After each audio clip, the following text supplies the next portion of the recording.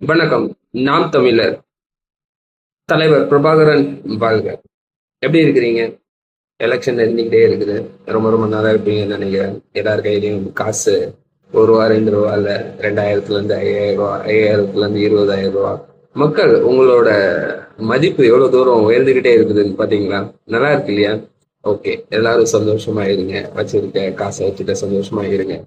நடிகர் விஜயை பத்தி ஒரு சின்ன அப்டேட் கொடுக்கலாம் அப்படின்ட்டு வச்சிருந்தேன். நேத்து அவரோட மீட்டிங்ல ஆல்ரெடி அவரு கூறியிருந்தாரு, உங்க வீட்டு முன்னாடி விசில் சின்னத்தை நீங்க வரையணும் அப்படின்ட்டு அவரு ஒரு நல்ல பாயிண்ட் சொல்லியிருந்தாருல. Okay, good. நீங்க யாருன்னு தெரியாத வரைக்கும் ரொம்ப ரொம்ப நல்லது. நீங்க ஏடிஎம்கே சப்போர்ட்டரா இல்ல டிஎம்கே சப்போர்ட்டரா இல்ல நாம் தமிழர் கட்சியோட சப்போர்ட்டரா அப்படின்ட்டு தெரியாத வரைக்கும் நீங்க ரொம்ப ரொம்ப சேஃபா இருப்பீங்க. நீங்க உங்க வீட்டு முன்னாடி நீங்க விசில் சின்னம் வரைய போறதுனால உங்க ஏரியால உங்களுக்கு அதிக ப்ராப்ளம் வர்றதுக்கு சான்ஸ் நிறைய இருக்குது. அதனால அந்த தவறுகளை யாரும் பண்ணாதீங்க. அதை பண்ணினீங்க அப்படின்னா அது உங்களுக்கு பேக் ரொம்ப ரொம்ப சிவியரா வர்றதுக்கு நிறைய சான்சஸ் இருக்குது. அதனால அந்த தவறுகளை கம்பல்சரி யாரும் பண்ணாதீங்க. உங்களோட ஓட்டு உரிமை, உங்களோட உரிமை, அது உங்களோடது. அது உங்களோட தனிப்பட்ட அது நீங்க யாருக்கு வேணா போட்டுடுங்க. உங்க ஏரியால யார் நல்லவங்க, உங்களுக்கு யார் நல்லது பண்ணியிருக்காங்க அப்படின்ட்டு உங்களுக்கு நல்லாவே தெரியும்.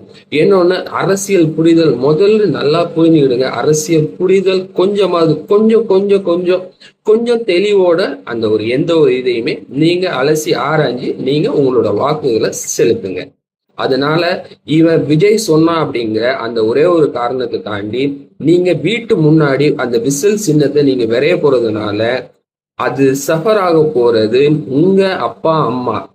இல்ல அதனால சஃபர் ஆக போறது ப்ராப்ளமுக்கு, சண்டைக்கு வர்றவங்க கிட்ட ப்ராப்ளம் இல்ல இல்ல அவன் கட்சி வின் பண்ணல அப்படின்னா அதனால ப்ராப்ளம் எல்லாம் உங்களால நீங்க ஃபேஸ் பண்ணி விடுவீங்க, என்னால முடியும் அப்படிங்கிற நம்பிக்கை இருந்தது அப்படின்னா நீங்க பண்ணுங்க, ஒன்றும் ப்ராப்ளம் கிடையாது.